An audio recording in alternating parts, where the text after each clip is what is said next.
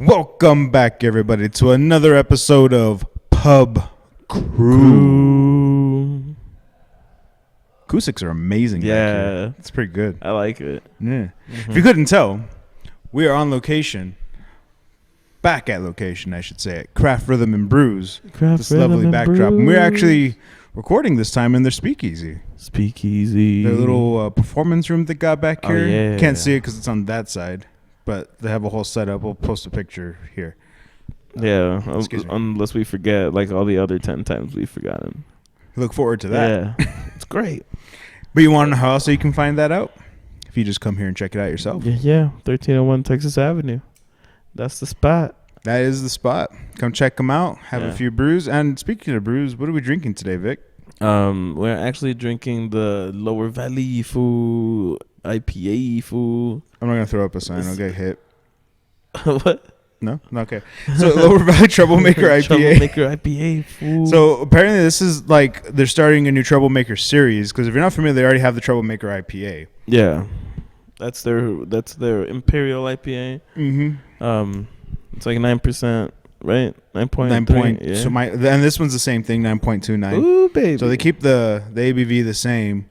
So nothing new there. But what is different in the Troublemaker series is they're going to make one, of course this one's Lower Valley. But Fred was telling us they're going to do East Side, West, all that good stuff. And they're going to change up the hops pretty much. The flavor is going to be the same, but it's the hops that's going to differentiate. And this one, they actually got more, let's see here, Citra hops. More Citra hops than the OG. So I love Citra hops, so this works like fucking great for me. Like cheers. Citra IPAs. Cheers. Remember, you don't have to drink a show with the Pub Crew, but it helps. It helps.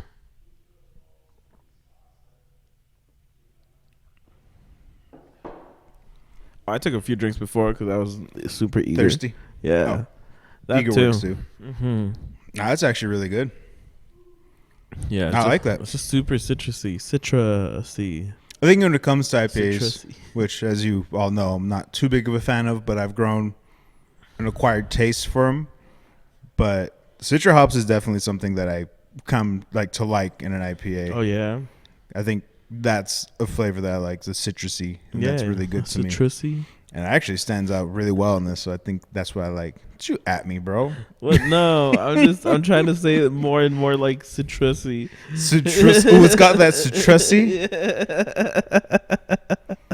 Like each one, I was trying to get closer. Can we get a nice little image, Vic? Just citrusy. I'm not gonna put some citrus. We're gonna get just the wordage. We're gonna get just the wordage. We can't get flagged for wordage. Yeah, you're right. I think. Yeah, maybe. Only one way to find out. Yeah. We still need to find out if we're getting flagged for music for last week's episode. Tune in for that. Yeah. That's fine. We'll be fine. Yeah. We'll be fine. You'll be fine. Go check out last week's episode. We had Lenya on. It was super dope. Mm-hmm. Super cool peeps. If you haven't checked it out yet, why haven't you? If you're checking this out, go check that out and then come back here. Yeah, and if you want to hear a really funny story from them, subscribe to our Only Cans. Mm-hmm. Because we had to cut out something and it was so did we cut it out in the end? Yeah. Damn it, it was a good story. It was a good story. We're going to post that though, because you have to pay me. This is a really good fucking story. We're going to save it in the vault for the best of unaired. I think that was the terms, right? They didn't want us to post it, but what if we make an incentive? They're like, yeah, okay, only then. And I'm like, yeah, for real. Yes. Only if you hire them will you be able to hear the story that they wouldn't let us leave in. But it was a really funny fucking story. Really fucking funny. Oh, dude. Shout out to those guys. Yeah, and shout out to Craft Rhythm for letting us record here today. Oh, I got a hat from them. It's pretty cool. It says Craft Rhythm. Bitch. It's the color red. Oh, yes, it's red. Nice burgundy flavor. Yes. It's what you feel it is, Vic. Okay. I can't tell. Vic, I just need you to edit over my red hat. Hey, whoa, come down there. Yeah. Oh man, but we hope you guys have been having a good week. In case we didn't say that already. Oh no. Yeah. Well, we're having a great week. Yeah. See. Boom. Boom. Get Already stepping it up a fucking notch. Shit on assholes. No, just kidding. Well, never mind. No, you guys are fans. We appreciate you so much. Thank you for coming by each and every week. Honestly, it's been so fucking crazy for me, and I've been doing so much that I'm just completely. You're having a burnout? Yeah, well, not even burnout. Burnt? I'm fucking burnt. Like, I'm burning out, like burnout. The game burnout. Like, I'm just crashing and. But that's like the point, though. Well, yeah. Well, that's why it's cool. Oh, I'm getting mixed feelings here. What you feel about this? How am I supposed to feel for you? Fucking deja vu racing. Like, I just haven't been in this place before. Deja vu. Yeah, like I fucking am about to drift on some poor fucking homie who's been driving his whole life, and I just came in like. That'd be cool. Yeah, no, it's been cool. I've been working on some music. We actually have a contest for Cyberpunk 2077 that we're entering. We're gonna be one of millions of submissions or thousands of submissions. But I'm looking forward to that because we're making like cyberpunky music, which is cool. Super sick. Super excited to make like Cyber Ronin shit. Oh, could that be an album? Oh yeah, that's what we're looking into. See if we can make like some good music, and if it feels good to us. You have Ronin and Cyber Ronin. Yeah. Oh, that sounds cool. Yeah. It's like when you unlock Cyber Akuma for the first time. Oh yeah, fuck yeah, dude. You're like, yo, what the fuck? I know. It's just a robot Akuma. Robot Akuma. Like, how can he get more evil? Or let's put make him a robot make him with a wings. Yeah. Why does he need wings? I don't know. Even work. He doesn't even fly. I know. It's weird. He just hovers everywhere. Mm-hmm. But he already kind of did that. Yeah. No, he doesn't need that shit. It's just for effect. Yeah, he didn't need him, but he got him. He's like, fuck it, put those wings on me. Hmm? Just like Mecha Zangief.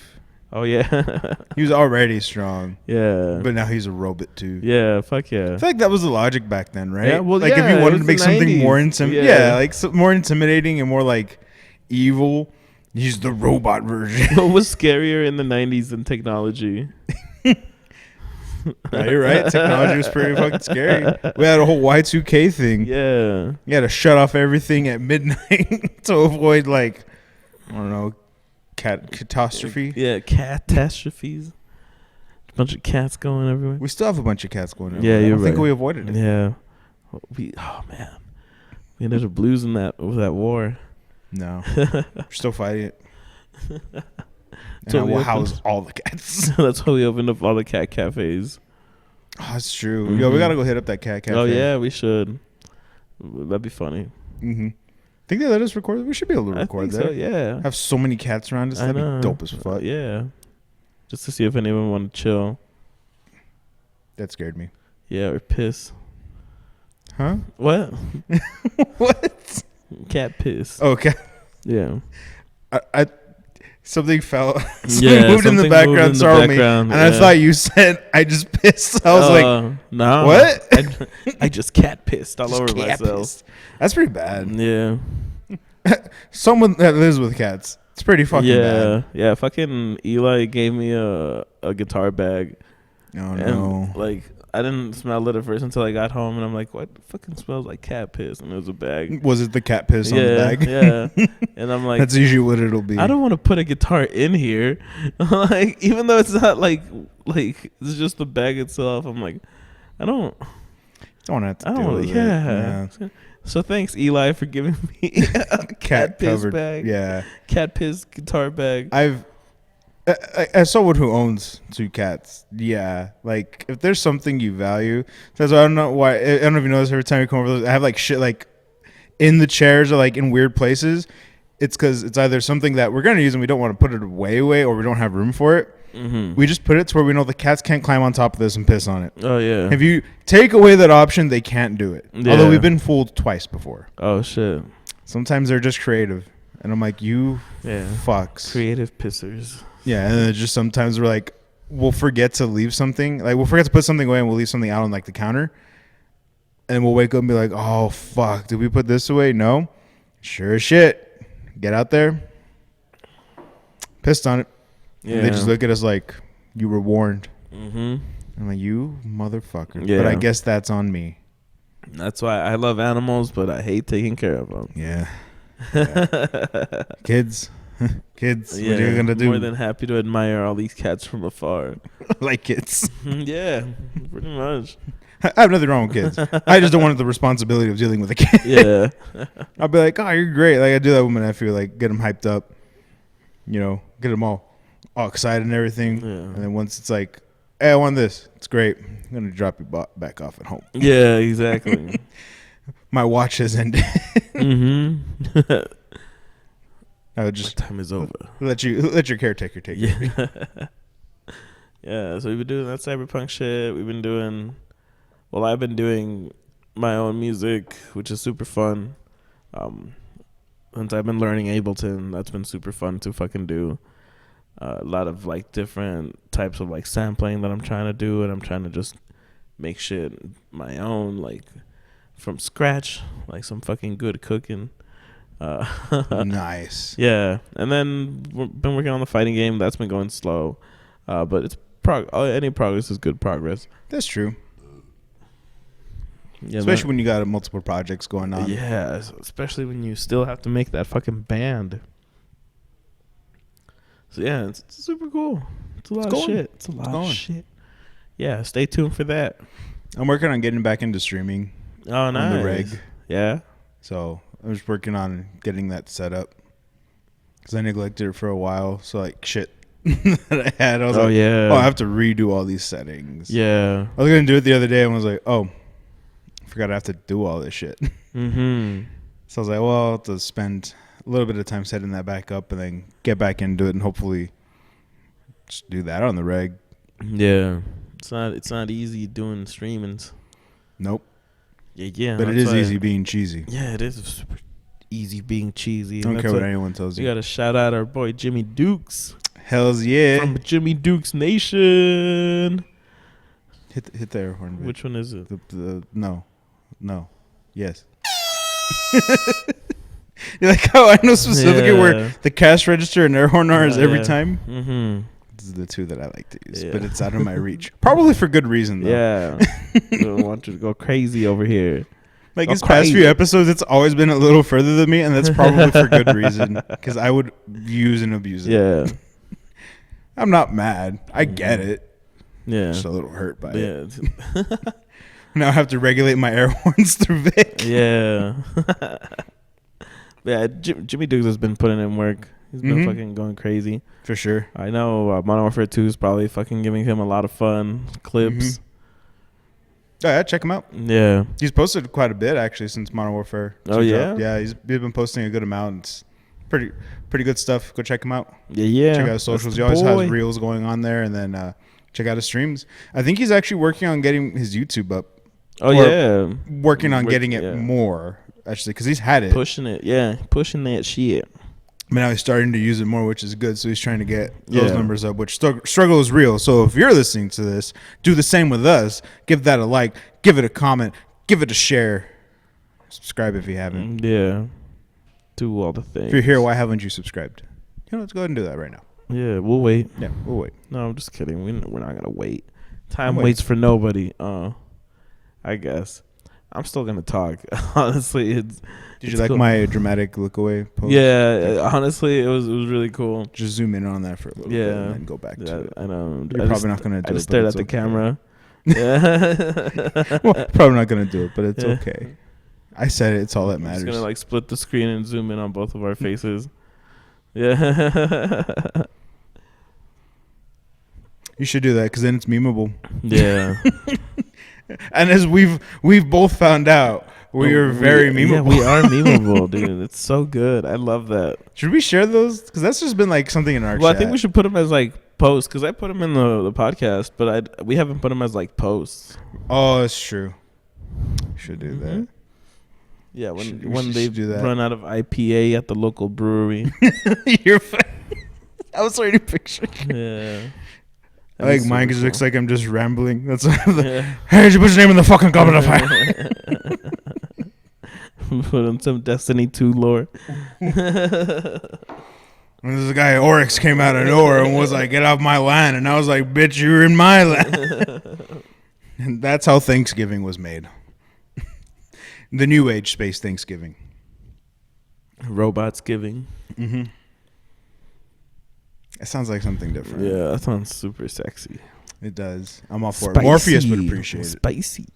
Yeah, I think that's what Morpheus wanted to do. He wanted to fuck a computer. No, that's exactly what it was. There's like that thing from like years ago. Like, what can we expect at tonight's orgy, Morpheus? Machines. Machines. Machines. Fucking love the way he says that shit. Machines. Shout out to Cowboy Curtis. Oh man. But yeah, it's been super crazy. It's been a lot of fun. Fucking this has been fucking super fun. We've had a bunch of guests. Mm-hmm. Hopefully have some more in the second. Sneak peek. But yeah, we've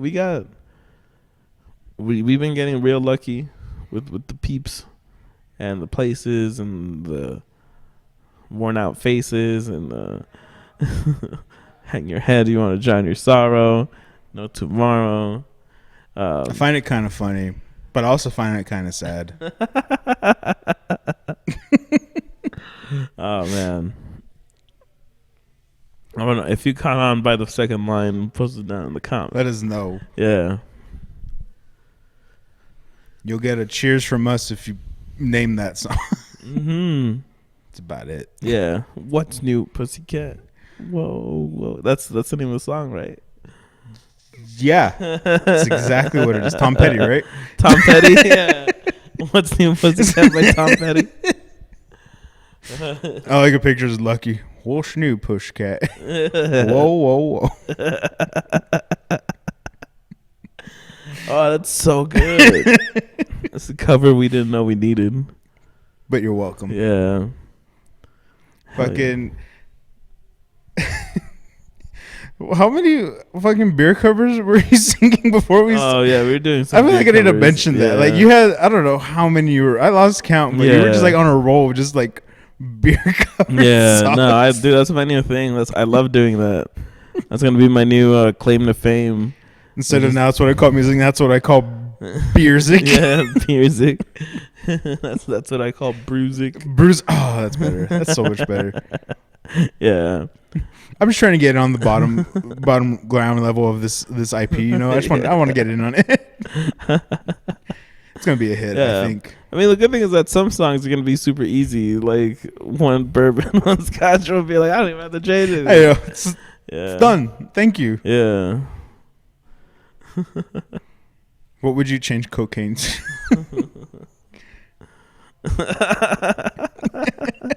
I think I could do that one. If you wanna drink beer, you gotta make it clear. Cocaine. I know some people who like as soon as they start drinking, they're like, yeah. Yeah. I can't. I'm gonna be honest with you. Like, I know it's a thing, right? Yeah. I don't know if it's just like a here thing, but it's happened. Mm-hmm. It's happened more times than I think you'd expect, unless you live here that you probably know. But I've definitely been offered more bumps than I thought I would standing in line. Not even in the men's room, just like standing in line. I don't know this person. Yeah, it's. You want to talk about community support? Yeah, exactly. Just getting some random guy waiting in line, like, I'm next. Another guy, some guy just comes up. Really? Whoa, this is taking a while. I'm like, yeah, dude, like, I've been here for a minute. And the guy behind me is just quiet. And then, I didn't really, I just want to do this bump real quick. You guys want to bump? I can tell the guy behind me was even like, motherfucker. Like, put that shit away. Yeah. He's like, I'm just going to do it real quick. Just cover me. And I'm like, what? With what? What do you want? Yeah. If anything, it'd be less suspicious if you just did it and didn't have to, like give us the whole spiel. I feel like you were just drawing more attention when I was saying that. Like, you gotta do it. Just fucking do it. I don't want to be an accomplice to this. I don't fucking know you. Just does it. Fucking like if nothing. And then, you sure? You sure you guys don't wanna? Nah. And the men's room opens up. I'm like, Gotta go. I look at the guy behind me. I'll try and be quick, man. I'm sorry. Some weirdos out here. Yeah, that's funny. And then like a separate time, another location, at the urinal, some guy just want to hit. I'm like,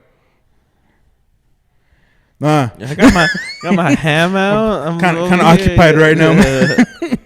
It's unsanitary. Let me wash my hands first. I'll do it for you. Yeah. I don't like this anymore. It is El Paso. I don't know. I don't want to be like I don't know that that's guy. I don't know, but right? It's El Paso.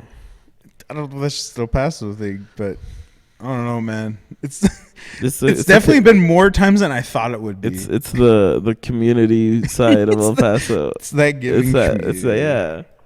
We won't leave anyone behind. Yeah, exactly. You don't got any? I got you. Wow. Take care of each other. Right? Yeah. That is true, though. Good old Texas town. Unless it's close to 2 a.m. and someone said something and you took it the wrong way and now you're scrambling outside. Yeah. Oh, man. What is this? I don't want to say it. No. I don't want to say the place. No. Yeah. No. Because then that'll start a fight. Yeah. Yeah. I won't mention his name, but I know he watches the show, and it's only funny, so I'm not going to mention his name. But we were talking the other day. Yeah. It was a group of us. We were playing online, and then he mentioned, he's like, "Oh yeah, me and my cousin got into a fight," and I was like, "Oh damn!" This is like he was like talking about like this was years ago, right? Yeah. Like, he's like, "Yeah, ever since then, things we're good now though," and I was like, "Oh, it's crazy." I was gonna pry into it, Yeah. but then he was like, "Yeah, I had to lay him out." Like, it's one of those things where I'm not gonna ask, but if you keep being like, "Yeah, but I did this, I also did this." I'm like, I know you just want someone to ask. Mm-hmm. Like now you're just putting the bait out there for someone to be like, Huh? So I was like, what happened? Mm-hmm.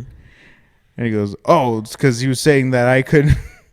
That's exactly how it went. He went, I said, I bet you couldn't even knock me out if you tried.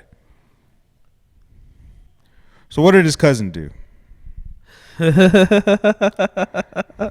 Swung at him. Hit him twice. He tried. To be fair, by the person's account of the story, because like I said, I've only heard one side of the story. He didn't succeed, but the guy telling me the story was like, so then he responded and swung back twice and knocked him out. And he goes, it's just weird. I don't know. He's like, I don't know why he would try that. And I go, you're surprised that someone swung at you after you said, I bet you can't knock me out. Yeah, for real. Where are you confused? I know. That's just asking to fucking. That's what I'm saying. Right? I'm like, am I like, and there's a few of us online. I go, am I the only one that sees this connection? I'm like, right away it took me to Who's Line, right? Like Ryan Stiles with like doing scenes from out like, what? Name something that'll make you start a fight. Guys want to start a fight? Like, that's exactly. It's that easy, to be honest with you. Yeah, pretty much. And then he's like, well, it doesn't help that we were drinking. I'm like, no, that just makes more sense. No, yeah. Makes more sense if you guys were drinking and participating in recreational activities.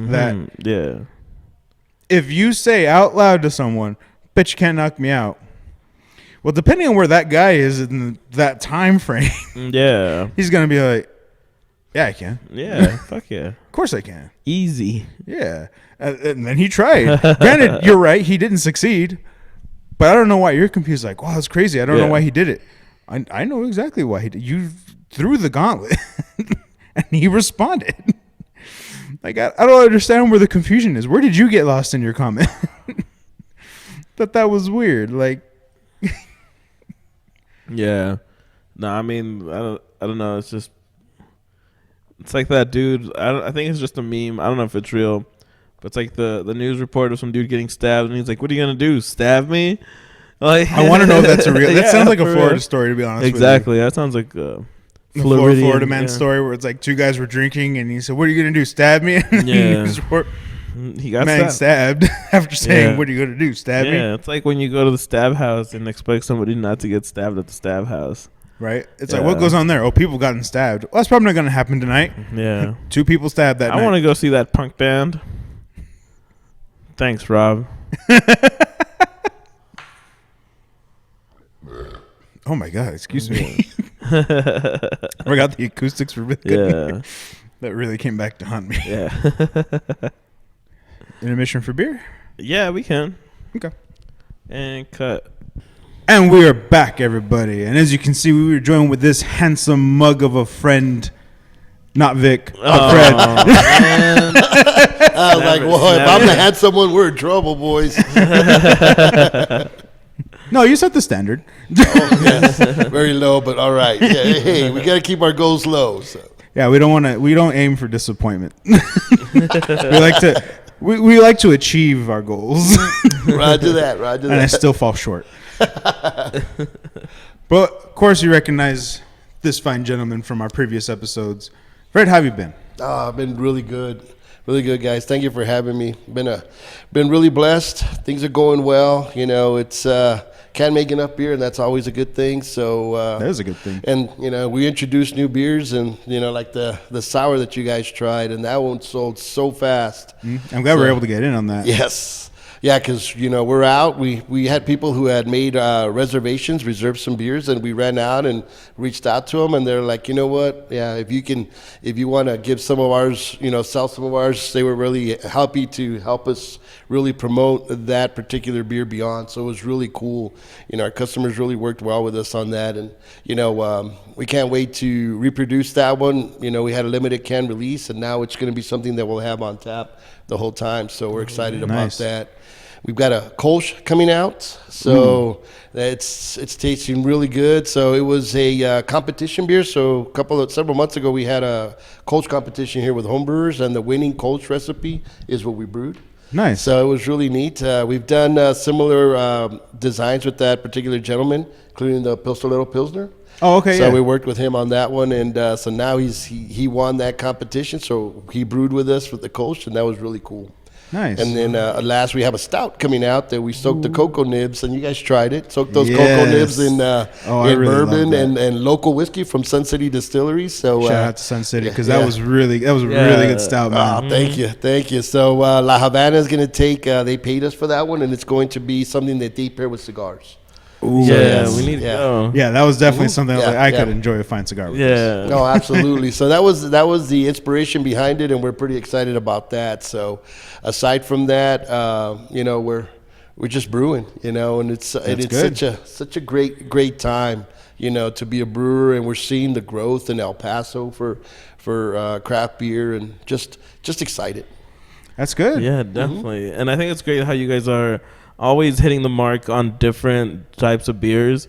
Like I know Sonny was like super amazingly proud of his sour, and it was really great. But when we tried both of them together, we're like, it's so crazy how these are like two separate styles, and they both came out really freaking good. Mm-hmm. Oh man, thank you guys, and that's really what we strive for is, making sure that everything that you have in the beer is full-bodied, full-flavored. That we're not cheating anybody out of what the potential of that beer has in it. We want that beer to self-promote. What passion we brew into it, and we're excited that you guys think that you guys think those came out great because we were very happy with them. So.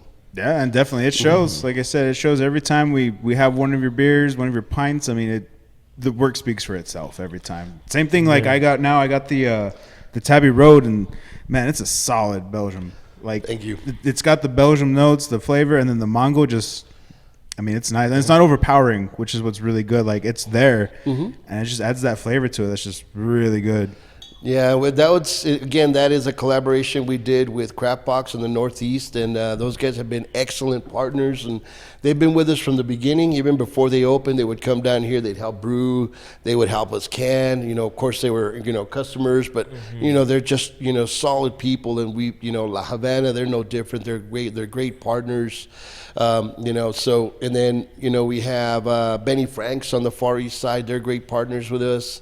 Buddy's Beer Barn barn has been great for our cans. Yeah. So, often we get customers that come in, they'll open the door, and I was like, hey, man, how's it going? And the first words are, hey, you're out of Buddies. I'm like, oh, okay. Yeah. This is why I'm here today. Right? You're like, oh, Right. okay. Yeah, so we're expecting to get a large order from Buddies, and we're going to be, they're asking us to brew an exclusive beer with them, so we're working with them. So hopefully that all comes to fruition. So we'll have a Buddies Beer Barn beer.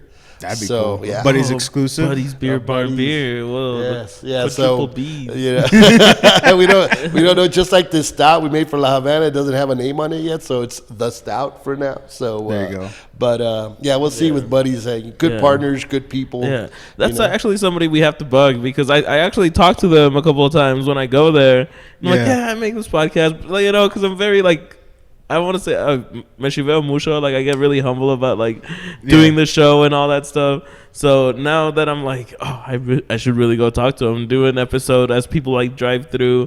That'd be super to be fair, we honestly should, because Dan told us he went there one day to pick up some beer, and he just mentioned oh yeah, I'm buddies with these guys from Pub Crew. They actually recommend, because he got a beer that we had on the show, and they had it there. He's like, oh, I got it because I heard it from them. That was good. And he goes, really? And he gave him another beer that we've tried, and was like, yeah, try this one. Oh damn! And I was like, what? Just by dropping your name, I'm like, yo, can we get that? Yeah. I don't even get that kind of treatment. Yes. Yeah. So it's one of those things just say the words. Yeah. And they're good people, right? Sonny grew up. He went to high school with the three people that own the majority stake in Buddies, and they're just great partners. And it's funny because they usually sell out, or I'll even get texts from customers when we're closed. Hey, where's your beer at today? You guys at Buddies? And I'm like, I think so. And so they'll, and so Curtis, he's usually the guy that we work with at Buddies. He's like, yeah, people come in and they ask for your beer, and it's so cool, But of course, it's the local thing, Yeah. So we're looking to change some of that. We've listened to our customers, and we've had a lot of comments and certainly a lot of phone calls on we'll come in on a Wednesday and we'll have voicemails of people, hey, are you open? Even though it says we're not. So we're looking to change our hours. So we'll open up Monday. And it's true. People come in and they'll travel to El Paso on a Monday, and then they'll head back out on a Tuesday. And so some of those people that travel, they want to come to a craft beer place. And I know I do. When I travel, that's the first thing you look for. Oh, yeah. Gotta hit it up. Exactly. Yeah. Hey, where's the hotel closest to a brewery? Yeah. And so, people that travel to El Paso predominantly like to stay downtown. True. So we want to take advantage of that opportunity, because we've heard our customers, and now it's time to listen, and we'll do that. Yeah, that's amazing. I know definitely. I actually took a trip to Vildosa a few months back, and that's the first thing we were looking at on our way there. We were like, where can we stop at to stop for a drink, And then when we got there, we're like, what breweries can we go check out over there? We had a lot of fun. Mm-hmm. Yeah, it was super cool. And our friend also introduced us to wines. Shout out to Jenny, which is something that we don't want to get into it, but it's just that we don't know. We have no idea. I'm not gonna advertise I know wine when I'm like, this is a red. Yeah. And that's why. Yeah. No, that's a Merlot. Oh, sorry, fucked it up. Yeah, we're all fucked up. And we love that because we can use how we feel about wine to sort of get people into beer, to more of the craft stuff. Because you do just sort of start well, this is a white, this is red, this is sweet, this is dry. I don't know what any of the French words mean. I know that's a type of grape. That's right. That's exactly You're not wrong. Right. Yes. Yeah, no, you're absolutely right. Why is a white Zinfandel not white? So it's crazy. But then again, in craft beer, right, you have a golden stout. Well, the name of the stout, you expect it to be, golden, but certainly darker, and they're necessarily not. They're not. You're like, what? Yes. And they're great. I mean, the best golden stout I've had so far is in Denver, a place called Jagged Mountain Brewery. Oh, man. We were out there in Denver in March, and I tried it, and I was like, since then, I've had the bug. I've got to do a golden stout. There you go. So well done. Man. So well balanced. Yeah. And that's the cool thing when you leave El Paso and you go to all these other places. You're just amazed. I was blessed to, about 3 months ago, I was in Scranton, Pennsylvania. So Northeast, I was I knew about juicy IPAs and all that, but when I was up there, I tried a juicy IPA, and as soon as I tried it, I put it down. I was like, we've been doing it all wrong on this part of the country. They are so amazing, so flavorful. They almost taste like juice. And it's crazy because, I ordered the third one, and, I'm in Scranton, Pennsylvania. It's cooler there than it is here, and it was getting hot. I was like, man, it's hot. So, it's a 10% ABV. Juicy, I was like, oh, it's so deceptive, man. And they were going down easy. I was like, all right, time to slow down because once you get to that point, yeah. But I was like, now I know. Now I realize what they've been doing up there, and so we are going to try to mimic some of what they do up there. And so it's a lot of research for me. I just don't spit something out. Obviously, the Golden Stout, I learned about it in March. Here I am still trying to decipher the better way of promoting the essence of that great beer. Here in El Paso. Yeah, and it's funny that you bring that up because that's actually what we were talking about in secret.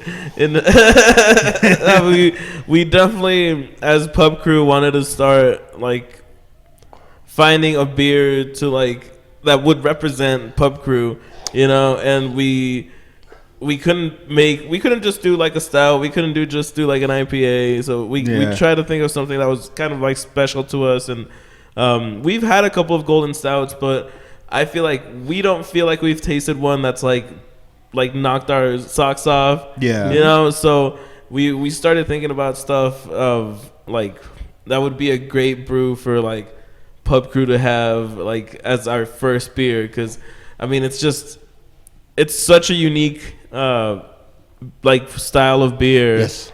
That we kind of wanted something like that for a very unique type of show. Right? That's a nice way of putting it. Yes. I couldn't have said it better myself. Yeah, and the one thing, like for me, like I love caramel. Like that's been one of my favorite. Yes. Like when I was growing up, like candy that had like caramel in it and like all that stuff.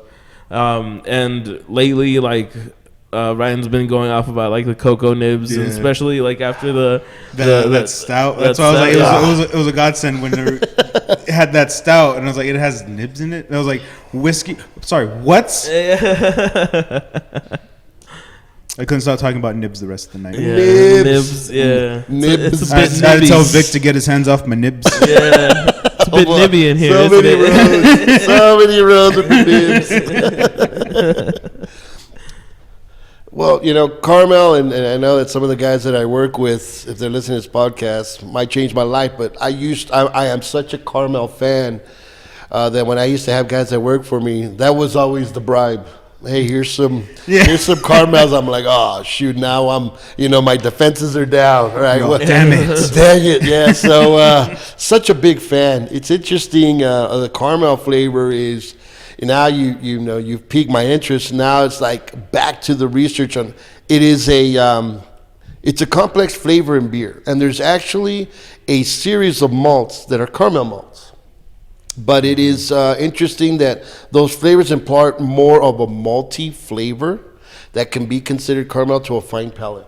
But I know that in a stout, to bring out some of those caramel notes, we would have to play just a little bit more to bring out the essence of the caramel, right? So in some cases with craft beer, it's twofold, right? The aroma of something would impart a flavor profile on your palate. So if there's a caramel aroma, you're more predisposed to potentially looking to taste caramel, and you will. But having caramel as part of the flavor, that's going to be a unique thing for us to look at, right? So, it might be a point where when we did the Mango Belgian Blonde, there was several Walmarts, Albertsons. In fact, most of the Walmarts in El Paso had no mango in cans because we used it all for that beer. Yeah. So for the caramel, it might be the same thing, So it might be no caramel packages anywhere because we'll use it for a beer. Use it for a beer, and you're taking some home because you're like, this is for me. Yeah. So so I've earned this today. One for me, one for the brew. One for me, one for the brew. Yeah, that's what happened. Beer and 1, 2 for me. 2, 3 for you, and 1, 2, 3 for me. And that's usually, when it comes to sweets, man, I'm a sweet hound, and so sometimes when things like that happen, it'll be like, oh, we're out, and next thing you know, my cheeks are like blown out. So he's gonna come up to you. What happened to all the caramel? And you're like, I don't know. Yeah, all the time. She won't even ask. She'll be like, Go to the store. Okay. Okay. Yeah, this time I'll buy more from me. She's like, just go to the store. I don't want to hear it. Just come back. That's right. Yes, yes. So, man, a golden style, the caramel, so the caramel notes and the cocoa nibs. Wow. Yeah. Wow. Okay. Yeah. Delicate balance, right? Because cocoa nibs are dark. Yeah. So they'll darken the beer. So now you got to play with the grades to make sure that it falls on a golden profile instead of it getting a nice golden profile. And you add cocoa nibs and it just goes darker, I guess. So. Yeah. Absolutely. Yeah. Wow, what a challenge. Okay. You guys don't make it easy. Holy shit. Okay. Have you seen the show? Yeah. No, we take the hard route and everything, even just setup. Yes. Just because we might be easy doesn't mean that the show. It's different. That's a different story. It's a different story, man. What do I tell you about where I set my bar? Absolutely. Oh man, so cool. And that's the craft. That's craft beer, and wine has explored a lot, but there isn't. We don't have wine here at the brewery simply for a couple of reasons. One, we want the cocktails to help people and enjoy craft beer, and in saying, hey, you know what, this is what craft beer is and can be, right? Just like we go to a bar and you'll have a mixed beverage, you'll have some kind of a beer, a mimosa, something like that. It's people imparting flavor profiles that they'll feel other people like, and so craft beer is no different. But we have found that people will start off with a cocktail that are not craft beer drinkers, and now we have some that are like, hey, they come in and it's like, I'll take a porter, I'll take a stout, and they were not craft beer drinkers; they were just wine. Mm-hmm. So it's a cool thing, but wine is we could not sell wine without becoming close to being wine experts. We'd have to know how to chill the wine. We'd have to know how to serve the wine. We'd have to know all that. So for us to do something like that, it would take that major knowledge investment to do so. We just can't do things, at a low bar. Yeah, so. No, I think it just goes to show how much you guys think about what you're putting out for the brewery and what you guys are willing to be like, hey, that's not our expertise. We're not gonna try to fool people into thinking that it is. We have wine and be like, oh yeah, this we know everything about this. Yeah, we don't advertise. We're not wine experts. We've had someone who knows wine to tell us this is what wine is. We're like, thank you. Yeah. I don't want somebody to come in and say, hey, do you have a Merlot? And I said, I don't know. We just got 3 boxes of wine. Let me go and make sure. Let me check them out real quick. Let me flip the label. Let me see what it is. That's right. Here's your box. Here's a pour. They'll be like, right. Forget it. I'm like, to the right person, that might work. That's right. Yes. Right person comes into the run the tap. Pretty much. So I don't know. We're such novices when it comes to that, and we're willing to tell people we just don't know shit about wine. We just don't. We're not wine drinkers. Just have never been. We barely started getting into drinking, liquor, and that's because the distillery guys made such good stuff. But for us, ever since we, in all the places that we've lived, it's always about beer, Yeah. So, but we're learning alcohol. We're learning wine. That's a tough one. Yeah, I honestly feel because I consider myself I like whiskeys and bourbons. Mm-hmm. So I know and scotches. So I know pairings. I know that, and I could tell you confidently certain pairings and different profiles when it comes to that. Mm-hmm. Outside of that, I'm I won't lie to you and be like, oh, this is a good vodka. Yeah, right. I'm I stick to my guns. Same thing with wine. I'm not a wine expert. Yes. I can tell you the wines that I've liked, and there's a few of them. Yeah. I'm outside of that. I'm no, that's why we've had people on the show to be this is what you would do with a wine. This is what you're gonna look for. This is why this one's this. I'm okay, so now I understand. Am I an expert? Hell no. Right. And it's and that's why it's good to try those avenues because that's why I thought it was really interesting in that last set that you had when Sonny said, oh, it pairs good with a cigar. I'm okay, that means what it's aged in is special because not everything would you pair like that. Correct. And after drinking it, and I was oh, I want to go get one of my cigars. Yeah, he was, and I quote, I regret drinking this on the show because I want to wait till we were finished. Yeah, exactly. I was well, I can't smoke it here. Right. But I was like, this is really good. So I've been blessed to work with soldiers from Kentucky. Oh. And it's interesting because you don't ask people from Kentucky what their favorite bourbon is without getting a history of bourbon, right? Nope. So like 10 minutes later, I'm like, dude, that's awesome, but what's your favorite bourbon? Wait, did you answer my question? And so the for me, it's like, all bourbons are whiskeys, but not all whiskeys are bourbon, right? So it's like, okay, again, being a novice and wanting to learn, and it was interesting to see and for them to mention some very, very, very expensive. I think it's like Happy Van Winkle is like one of the most expensive bourbons you can get. It really is. And then it goes, they run the gamut in terms of price and flavor profiles, whole 9 yards. But to a person, it was in that room, and it was probably like, I don't know, maybe 5 or 6 soldiers from Kentucky, and one of them guys was like, Basil Hayden is always a go-to that I have, and all of them were like, yeah, it's always something that you have, right? It's a staple for them, So, but it's so cool just to be a part of knowing people like that, right? So Yeah. they're in El Paso, they're hanging out, but they're really from Kentucky, and you get to talk about all of their culture, our culture. Obviously, they're here, so they have to immerse themselves in ours. And Right. but that was always a very cool topic of conversation, So, and they're telling us that we can get Basil Hayden at the local Costco, and I was like, all right, well, that's where I'll be going. So, Yeah. I definitely have Basil Hayden. You can get that here, and it's a solid, like, that's a good one. Yeah. I like Buffalo Trace too. that's right. They mentioned that one. Yeah, Buffalo Trace. I want to say that's a really good one to go back to, because like if you wanted to know like something that you could find, what's crazy is you can find it and it's almost always sold out. Like I tried to get me another bottle the other week, like this weekend, and I couldn't find it. I'm like, that sucks. And most places were like, check back this week, we'll get more. I'm like, damn it, but okay, that's on me. But like it's like bourbons like that are solid. Like and like there's reasons why. And Pappy Van Winkle, like that's up there. It's As far amazing. as price. Oh, man. And I've tried. I had the luck of trying a glass of one, like I think 2 years ago, and I could see why. And I was like, I get it, but it's very pricey. I mean, I'll have to believe you because I just don't know. But I was but like, we're it's crazy. So we're looking to get some wood barrels of the Basil Hayden, so that we can actually do our next version of a stout.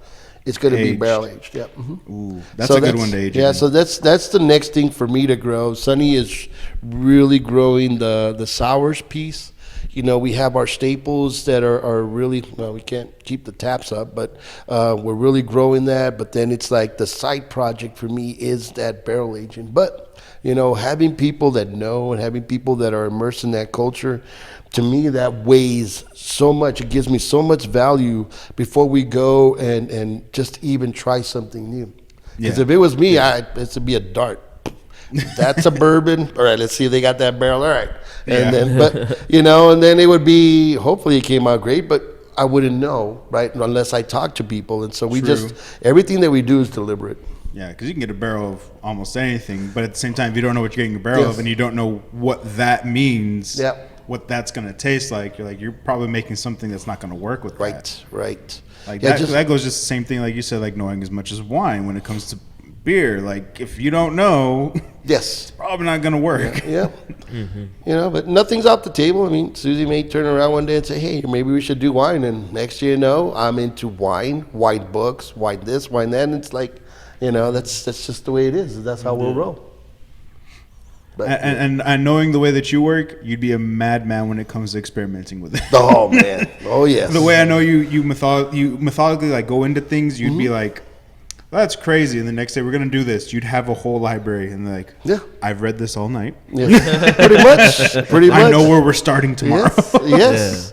It's either that or Audible and all that. So, I mean, I've taken a break from beer Audible because this is Sci-Fi week. So I'm into my Sci-Fi books this week. There you go. Next week, I'll go back into a beer book. And then after that, it's a self-help book. So your Sci-Fi week, what are you into this week? Oh, so I'm a big fan of an author called R.A. Salvatore, and he wrote. Oh, okay. Yeah, so I'm a huge fan of his Drist collection, and so I am, I am into the Right now, it's Maestro, but it is it's like this 30th book in the series of Driss. So I was reading, huge reader up until started the brewery. Then there was no time to read, so now it's Audible. Audible is so. Audible's handy. Yeah. Oh, I know. That works. Oh, yeah. Like it's so much more convenient because Yeah. you can just have it and you're going to be listening to it. Yes. When we built this brewery, I mean, the Audible books were loud, and as we were building stuff, that we were talking about the science, when somebody talked about it, we would stop and we would talk as we were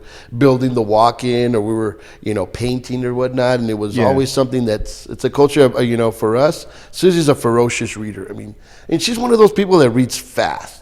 Oh, wow. And I can't, I just can't read fast. But I'm a great listener. She doesn't believe it, but, It's a biased opinion, I think. It is a biased opinion, yes. But let's not go down that hole because, So when it comes to Audible and all that, I mean, I get so immersed. My mind is very visual. So as those parts are coming out in those books, I can imagine everything. So my imagination runs wild all the time. Yeah. But I'm not a ferocious reader. She's a ferocious reader, and my daughter, oh my God, she would read the Harry Potter books. She'd read 2 a day. I'm like, how could you do that? Yeah. How could you do that's that? crazy. Yeah. It is. I mean, it's impossible. But no, I mean, there's people obviously that are out there. Speed readers. Yeah, this is so crazy. It's a great Michael Jackson song. Speed reader. Sorry, my bad. Yeah. So, but it's not always all beer all the time. My mind has got to, take a different direction. That's a good palate cleanser. Definitely. Yes. Yeah. So when you said sci-fi, I was like, what kind of sci-fi? Yeah. That's pretty good. Yeah. Salvatore, that's, he Yeah. has some good work. So I'm like, Salvatore's it's awesome. good to hear that. I'm like, because it's Yeah. refreshing. Yeah, exactly. Absolutely, man. Yeah. Especially with I know how that goes because I have so many projects that I'm working on, not just the podcast, but music and having 3 different types of music that you're working on, and then a video game and all this stuff, other stuff that I can't talk about. It's so fucking crazy how your brain just all right, I need to take a break from just doing this. It's just too much. You it sort of dulls how you feel about a certain thing, and you need to step away. I think it's very important. I don't think a lot of people do that these days. No. That they take time to step away and sort of dwell on what they did, the process, why they did everything, when it comes to a lot of art stuff and creating stuff beer and stuff like that. So I think it's super cool, and it's honestly really awesome to sort of see that process in other people. Yeah. Because you look at somebody else's work ethic and you're like, all right, that's cool. I need to incorporate some of that into my into my life. Yeah, you need that moment. You need those times to just get away from reality. You have to escape in certain cases, because I think that you escape from those, but when you come back to reality, your focus is either more aligned or maybe slightly askewed a little bit, but it is one of those things where it's that mental break. So self-help books, and last night, or maybe I should say way early this morning, we had some customers that we stayed here, and that's one of the things we were talking about was books. We're talking about, the books that I had read. One of the best books that I read was Start With Why by Simon Sinek. And it's also about, it's about questioning, hey, if you don't know the context as to what you're doing, chances are you're going to do it because you're told. But if you don't know the context, you may actually find a way to do it better. And, the other one, there's a book called The Fred Factor that I've actually given to my kids and my nephews and nieces when they've graduated. And it's a customer service book. It talks about a postman who got to learn his customers and knew when they were traveling. So he would, on his own, hold their mail, and then he would come back because, there's security issues when you leave and whatnot. So he had a lot of fundamentals, and that guy teaches you about, hey, understanding the people that you're serving. Making that connection. Making that connection. Of course, beer books, ad nauseum. I mean, it's, Master Brewers is a very good book. Sacred and Ancient Healing Beers is a phenomenal book. It talks about theology. It talks about, how Odin gave beer to man. I mean, it is such a cool book, right?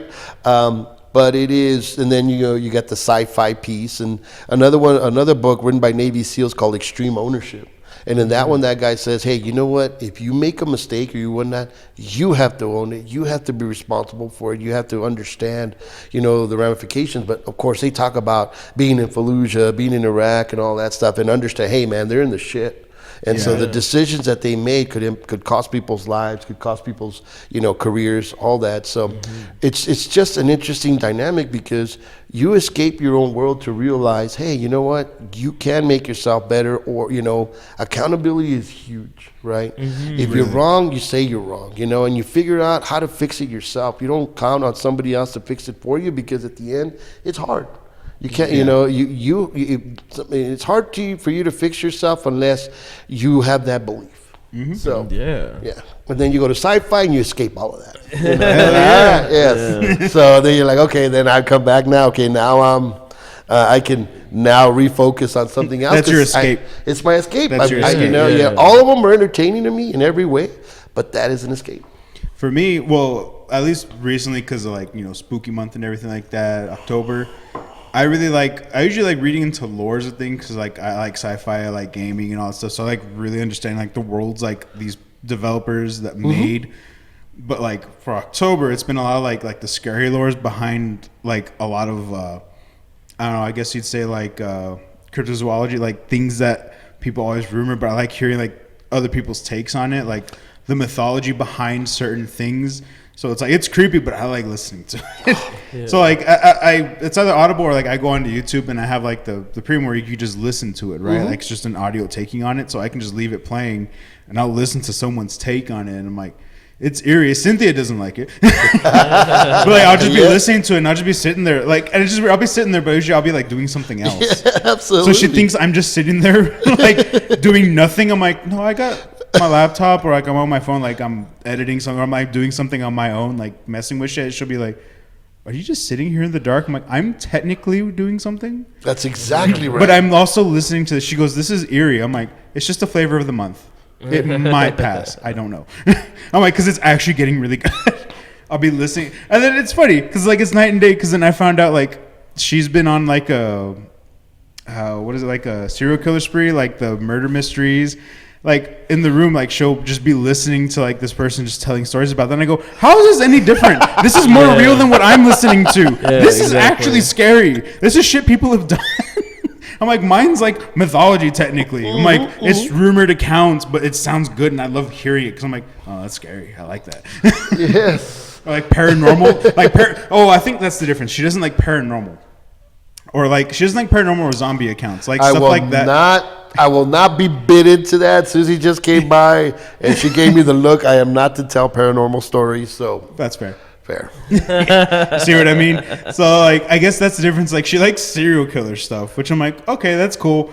But she doesn't like when she walks in, I'm listening to something about a scary ghost, a paranormal phenomenon or something, and she'll be like, that's scary. She's like, that's messed up.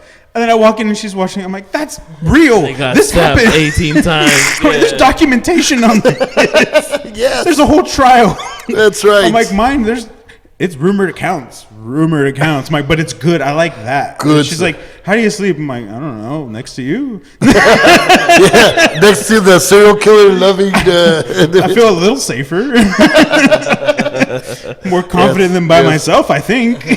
Because if you weren't there, I don't think I'd be confident to fall asleep. Because I'm like, oh, she watches real life stuff. I'm like, I'm confident I'm okay sleeping next to her. The ghosts are probably going to be the less of my problem. Yeah, Mothman isn't even from around here.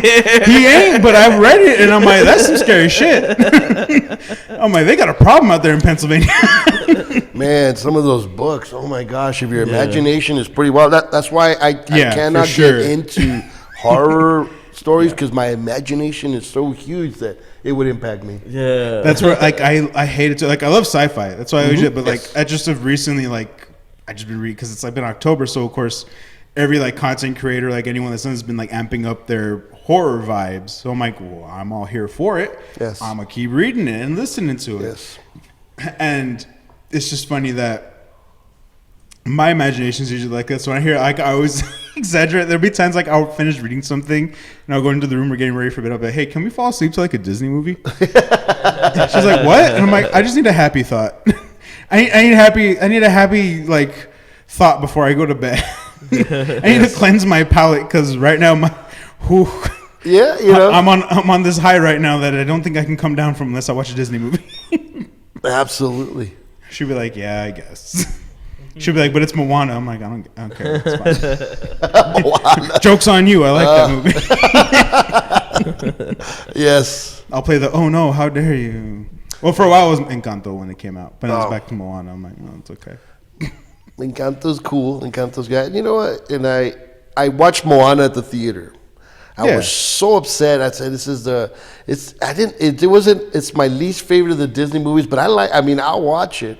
But when I was in the theater, it's such a quiet movie. So many pieces. I remember there was a part where she's sailing in the ocean, and I was there with my kids, and I'm opening up some candy, and all you hear is throughout the theater, and they're like, and Susie look at me like, shh, and I'm like, what the hell is this movie that's so freaking quiet? And she's like, shh. I said, this is so stupid. It's like, this is weird for a Disney movie. Yeah, this is weird for a Disney movie. Why is it quiet right now?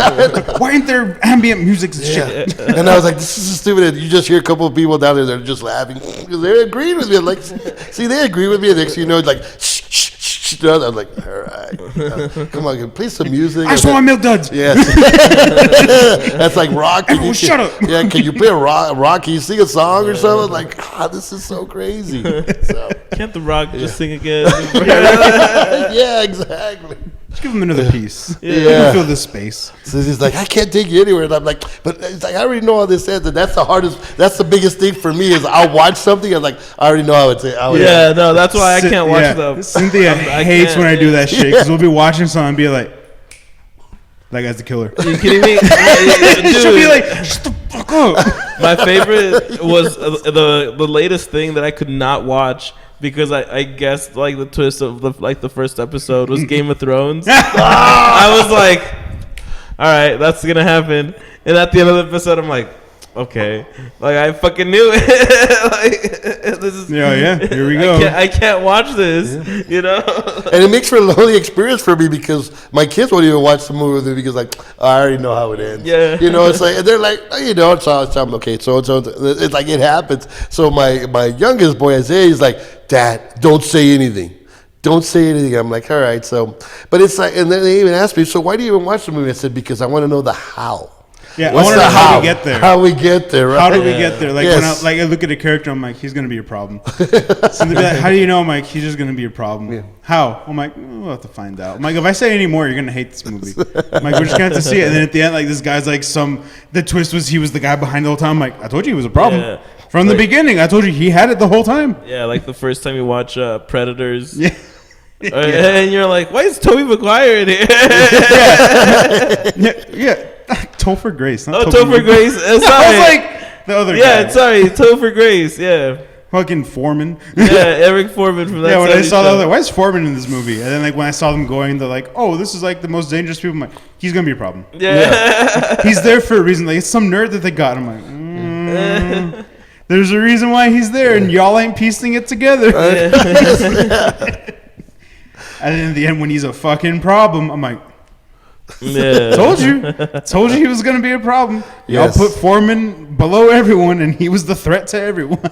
Yeah. So it's, you know, everything is it's craft. That's the way I see it. You know, it's, you know, what you guys do here, man. It's you're master craftsmen in what you do, and it's. And we're so happy that you guys are continuing to do this and the success, you know, whether it's a great written book or, you know, even a horrible horror movie, it's still a craft, right? It is. Yes. Mm-hmm. Yeah. So, but some of those horrible ones are like, you know, they tend to be more comedic than anything. But it's still part good. Of the fun. You're gonna go back and watch. I've done that with a lot of horror movies. I'm like, this is a terrible horror movie, but I will watch this because it's like good. It has a lot to do with whether or not like it was done with passion. Yeah, like, there's a lot of works that are like passion projects that people had, and even if they're not great, like they become cult classics. They become like this stuff. That's something that somebody really wanted to make, and they put their heart and soul into it. Yes, and that makes it genuine. That makes it so that it's like, hey, at least it's not. Well, I can't even think of a movie, but like I want to say like the new Star Wars, like, you know, like. Is that controversial? That's controversial. Is that controversial? I'm We're sorry gonna get comments on that. Not the ones we want. Okay, well that's cool. So you want to make this even more controversial? I have a rating for movies. and it's the P rating. It's how many times you can actually go and take a piss and not miss the plot of the movie. Oh no! Yes. Really So Star Wars movies tend to have a P4 rating. You could go to the restroom 4 times in a Star Wars movie and not miss the plot of the Star Wars movie. It's unfortunate. It just is. You know, if it's the new ones, it's not unfortunate. Yeah. Yeah. Thank you so much. So it's like these series, man. Like The Mandalorian took a little bit to get going, and then it got all right. But it was good though. It was good. It got really good. And then, but the Boba Fett, man, get the fuck out of here. That shit Boba sucks. Fett. I'm not gonna lie. That shit sucks. I'm not gonna lie. Boba Fett was legit just the segue to the new season of Mandalorian. Yeah. So the last episode of Boba Fett when Mandalorian showed up, amazing. I'm sorry if I ruined it for you all, spoilers. but you know what? You've seen it. But you know what? Fuck every episode of Boba Fett except for the last one. You'll be entertained. It was all like exposition. All those episodes have nothing to do with the beginning, all the other ones. So You're right. So when he's writing those and I call them stupid, I shouldn't, but those little elephant, the fucking things. The banthas. Right? He's writing, That's what and I'm the like, memes was, this is like 15 seconds of this guy walking. This bantha is walking slower than him just regularly walking as a when he human. makes, you gotta ride it like a bantha. And it's just freaking boring. So I was like, all right. Obi-Wan shows up, and I'm like, don't fuck me up, Obi-Wan. You know, Ewan McGregor, I like him as an actor. Mm-hmm. Don't fuck me up. The first 2 episodes, I'm like, man, these are like P8s. You know, it's like there's nothing going on. And then it took off from there, and I was like, this is fucking great. And I tell people, that's a phenomenal series. Mm-hmm. Just don't watch the first 2 episodes. Like, it was that. Obi-Wan was really but it got good. Like, I loved where it went. I was like, this is good. This is freaking This was good. really good. Yes. But, like, I agree with you on the whole Boba Fett thing. Like, to me, it was legit a really long trailer to Mandalorian, the new season. Yeah. Because, he came back. He got him back, and then, here we are. Like, and what did they do? Announced the new season. And I'm like, well, who would have guessed that's where this was going? I'm like, what? Right. You're bringing Mandalorian? He does what? He's gonna nah. And then here's the trailer for the new Mandalorian. I'm like, yeah, of course. Boba Fett was a segue for that. I'm like, but I bet you anything in Mandalorian he's gonna go back to Boba Fett, or he's gonna get him, which is fine. That's how that universe is developed, which is perfectly fine. But I kind of feel like, this is just me calling it as I see it, I think Boba Fett was just the time saver for the filming of Mandalorian. Yes, we got to film it. It's the filler. It's the filler for what Mandalorian's going to come out. And they're like, we want you to have something because it's going to take us a little bit, because I think they had other projects going on. So, it's going to take us a little bit for the new season to come out. So we're going to do Boba Fett. And we're going to do all this shit because it's still going to take a little bit. But Obi-Wan was incredible, man. Yeah. Those other episodes, they were absolutely incredible. It's like, wow. Yeah, so cool, you know. I really liked what they did with it. So like the first 2 episodes are like P8s. Yeah. But the last several ones, it was hard to find a P1 in there, right? It was everything just clicked so hard, and it was so intense. I was like, yeah. Finally, I think what happened is the director that they hired for the first 2 episodes, they're like, dude, you're more of the same. Get the fuck out. Hopefully they hired somebody else. You know, they hired some kid who was popping pimples. It's like, hey, what do you think? Let's throw Darth Vader in there. Hell yeah. We need more Vader. And they're like, send it. Send it. That's right. Amazing. And we got more Vader, and you're like, this is good. Yeah. This is good. I mean, there's plenty enough spoilers. Yeah. But, when they did the whole thing where they showed him half the mask cut, and he's like, Anakin's dead. Yes. Anakin's no more. I was like, and then you see Obi-Wan. I was like, that was like what. So I was like, holy shit. Yes. This is what we needed this whole time. I because know. That was like, you never got that in the movies, but seeing that when they finally show him, the Master and the Padawan, finally he sees Anakin, I could still help you, and then just Anakin's not here. Yes, he's dead, and I killed him. What are you gonna do about it? And it's he left him no choice. And when Obi-Wan finally goes Jedi Master on him, when he finally does his stance, I was like, you gonna learn today, son. That's right. Yeah. He's like, and what are you gonna do about it, Master? And he just does his stance. I'm like, Anakin, you done fucked. You done fucked up, yo. Yes. He would never do that to you if you were because when they're training, he never took that. He's like, we're just training. But when he did that stance, I'm like, yeah, you're about to find out what he's going to do to you. You're going to find out what the high ground means today. That's right. It's crazy to think that Star Wars shows have taken over that whole universe instead of or that franchise instead of movies. For something that's gonna be a little bit more long form, where you can tell a more detailed story, a more like You're right. of just a better, like, for lack of a better word, like run screen, like on, like, you know, you have time to develop characters, you have time to actually make people give a fuck about the people there, and if they're bringing back like beloved characters and not butchering them, you know, like I know, like, Mark Hamill was even mad about some of the stuff that like Luke was doing and all that stuff in the last few movies and all that. So it's crazy how now I would have thought when I was like a teenager or like first watching Star Wars that I'm like, wow, this is gonna be shows, you know, this is gonna be like huge, because the shows that did come out were like not great.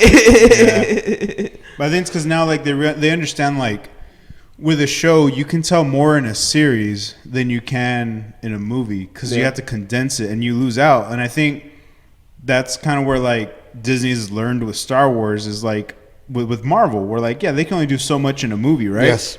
And people are going to get mad because you're going to leave out a whole bunch of shit that the books would have given you context on. So like if you know the books, you'd be like, I understand that. But to someone that's like, I don't get this. This is stupid. You're like, you wouldn't know. But now that they've started doing shows for everything, you're like, oh, like you can develop a character over a series and people are going to watch it if it's good.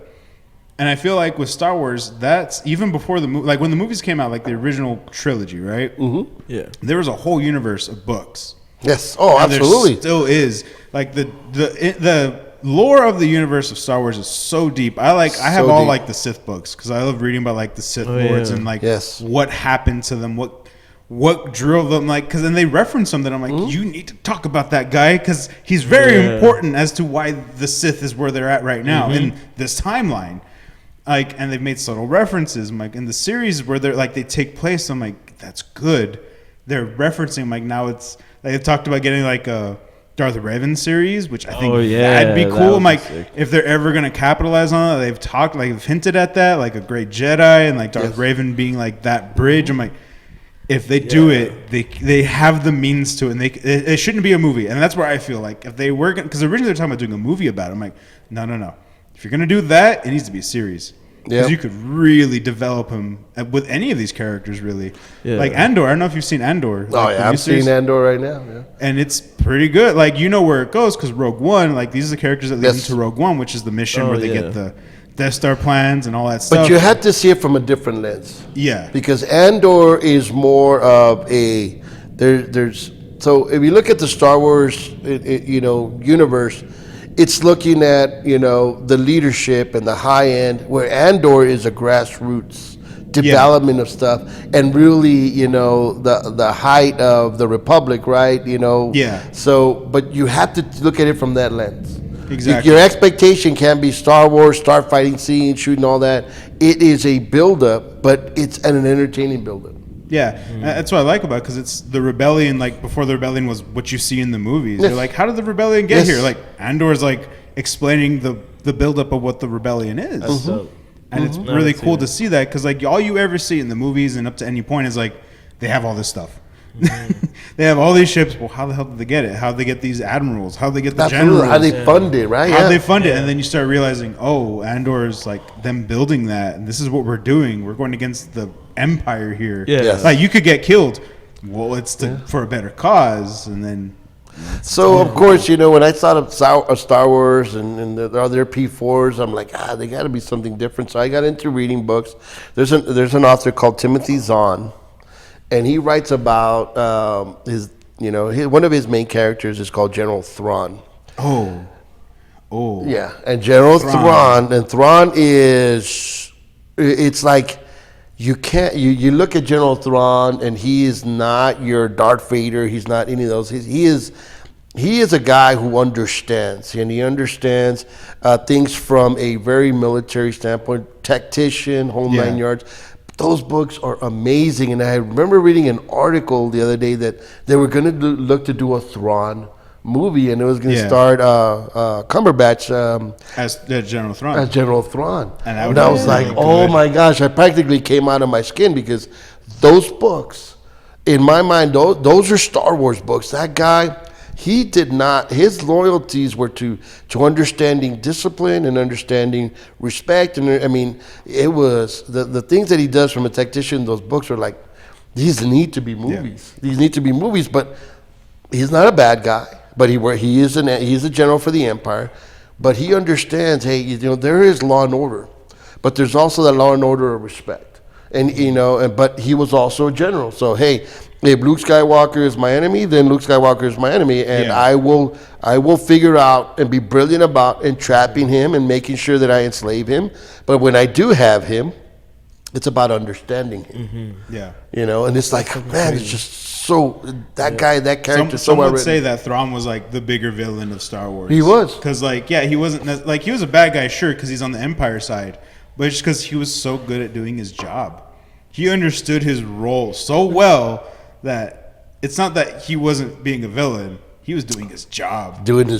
And he did damn good at it. Well, yeah, and he was just damn good at what he did, and that's why Thrawn's like respected in like they had him in the animated series, the Clone Wars. Oh, Thrawn was a threat. That's really good. Yeah, and that's why it was good. Like every time Thrawn was there, like he was a threat because he knew exactly what he was doing. And in fact, most of the times when his plans didn't work, is because Vader went off on his own. Yeah. Vader was like, I'm gonna go get Skywalker, and he's like, well, fuck my plan, right? Yeah.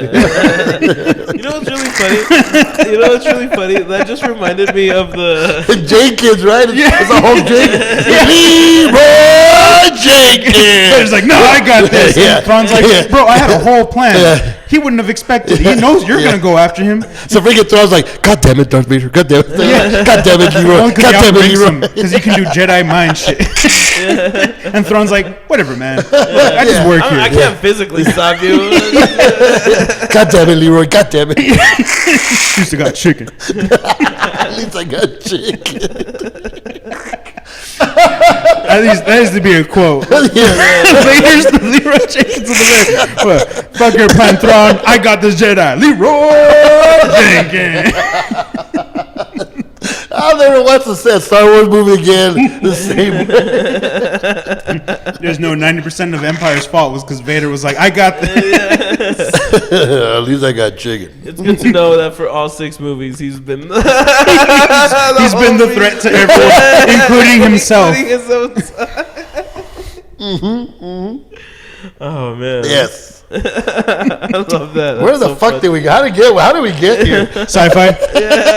We started talking about sci-fi, and I was like, we're gonna talk about sci-fi. Yeah, definitely. Yeah, unfortunately, you can't talk about sci-fi without talking about Star Wars. Yes, I can go for days with that, you know. So, just a fan, such a fan. Yeah, like the Great Jedi stuff is definitely some of my favorite. Like knowing that there's people who are Force sensitive who actually like have a balance of life, and they don't just think that like there's a light, there's a dark. Yeah, you're either here or you're here. Yeah, and just at that 3-dimensionality to like, oh, now this is like a ethics and morals issue. Like, where the fuck does like the Force actually like draw the line? You know, like when does a Sith become a Sith? When does a Jedi become a Jedi? Yeah, and it's like it has a lot to do with like your intentions and how you go about doing the actions of like. Are you gonna like choose like somebody that you love over like dozens of people? You know, like stuff like that. Like where you have to choose. It's super awesome to me. Yeah, that's some of my favorite stuff. But it's like the Force. You know, if you peel the layer back with the Force, it's like there's different versions of right, and there's different versions of wrong, right? Mm-hmm. You know, and. You know, like when you look at the Jedi Council, I mean, how could you like those fuckers? I mean, it's like, it's just. It's no wonder Anakin became a Sith. And he was like, y'all are fucking stupid. Mm-hmm. That's right. Like, so, and it's like, I understood what they were trying to do, but like the way they were going about it's like, no, that can't be right. And then, oh, well, we don't deal in absolutes. Well, you sound pretty absolute about something. Right, that's right. So it's not contradicting. And that's kind of like, Anakin could have like, technically been a great Jedi at some point, but it's the fact that he grew that hate towards the Jedi Council, and Palpatine just happened to swoop in at the right time. And was like, "Hey, man, do I got a position for you?" That's right. And I'm like, and that's where y'all fucked up, because then we have a whole anthology of why you guys went wrong. Yes. And how Leroy Jenkins came birthed into this universe. Yeah, but you know, if you look at it from a different perspective, right? You had the rebellion. and you had their version of technology, but then you had the Empire, and the Empire was pushing the envelope of technology. Yeah. Right? Because in order to have law and order, you have to try to stay ahead of who you're going to be protecting, right? In their version, it was extreme protectionism. But it was also the same thing of, you look at the rebels, and those cats hardly had anything. And then you look at the planets that the rebels really protected. I mean, they were fucking, they were worse than us. I mean, they were barely coming up. Whereas the empires that the planets that the Empire controlled, high in innovation, high in everything, right? So there, it's a little, you look at it from a different lens when you're saying, hey, what did the rebellion really want? So there's several versions of right, and I think the Force, in my opinion, was that balance of understanding. But there hasn't been really a guy that has that middle ground, a character that would understand both sides to a certain degree of having that middle ground. Yeah. So I think they need to hurry up and do the Grey Jedi arc. If they're gonna have a story, they need to get that in now. Yeah, exactly. They could definitely start introducing that, and I think that'd be really good, especially where the series is now. Like now that they have Mando in there, where it's like they're not attuned to the Force, they don't give a shit. Yeah, exactly. They don't. They don't. Yeah, and I feel like it becomes a lot more interesting when you are like, I don't know. It's like, I want to say kind of like Superman. Superman's the strongest, fastest character, by a mile, but you want to explore the not just the superhero. You want to explore who the Kryptonian is. You want to explore I don't know, not make it so cookie cutter, and not just make it be here's the Force, and here's the good side, and here's the bad side. Here's the big guy of the good. Here's the big guy of the bad. Yes. Yeah. And that's where we're at. Yeah, in the story. when you have people who aren't Force sensitive and they're just humans or aliens or they're people, they're like, well, I don't have fucking crazy superpowers. I got a cool jetpack and a laser. I'll take you on any day. That's right. I ain't scared to back down. That makes it a lot more interesting to watch. Yeah. Yeah, because I think that as for me personally, not speaking for everybody, but you want to relate to those characters that closely resemble you, but still are not afraid to take on people that are fictional characters. Right. So, that's why to me, in some cases, I relate more to a Batman than I would a Superman. I like what Batman came about, and you could see where some of that stuff, I mean, they do push the envelope, but some of that stuff is relatable. I can see somebody getting to that point, right? But of course, whereas Superman, they long-lived, Batman, that cat gets old, and now you have to have, Nightwing and these others, right? But that's true. It's the human experience, but he is a hero. So. And in his last dying breath, he still was like, I can. Whoa, Siri, shut up. Hush your mouth. Yes. Siri, shut up. I remember asking you a goddamn thing. Batman actually died 20 years ago. We didn't even know that. How dare you? Yeah. No, even his die again, he still takes on Superman. There's that whole arc where he Batman versus Superman, but in the books where he's an older Batman. Yep. And he knows he's close to dying. He's but I can still take you down, Superman, and he does. He brought him to his knees, and Superman had to look at him and be like, "You're dying, Bruce, you're dying." You could see his heart. He's like, "What the hell?" And Bruce was like, "I just wanted you to know that a human beat you today, a man beat you today." I wanted you to know that, and then he fucking died. He's he just wanted to leave a message you're not immortal. That's right. Anyone can do this to you. I did it to you. I'm probably gonna die, but it's because I did it. That's right. He didn't give him the satisfaction. That's what Batman wanted to prove. You're this big time alien. Yeah, of course everyone thinks you're immortal. You're a god. He's I brought you down. I could have killed you, but I didn't. And he's I just wanted you to know you were beaten today. And then he died. And Superman's well, I can't do anything about it now. Yeah. True. Yeah. That's why Batman's you don't mess with him. So in the universe, in the DC universe, he's a threat.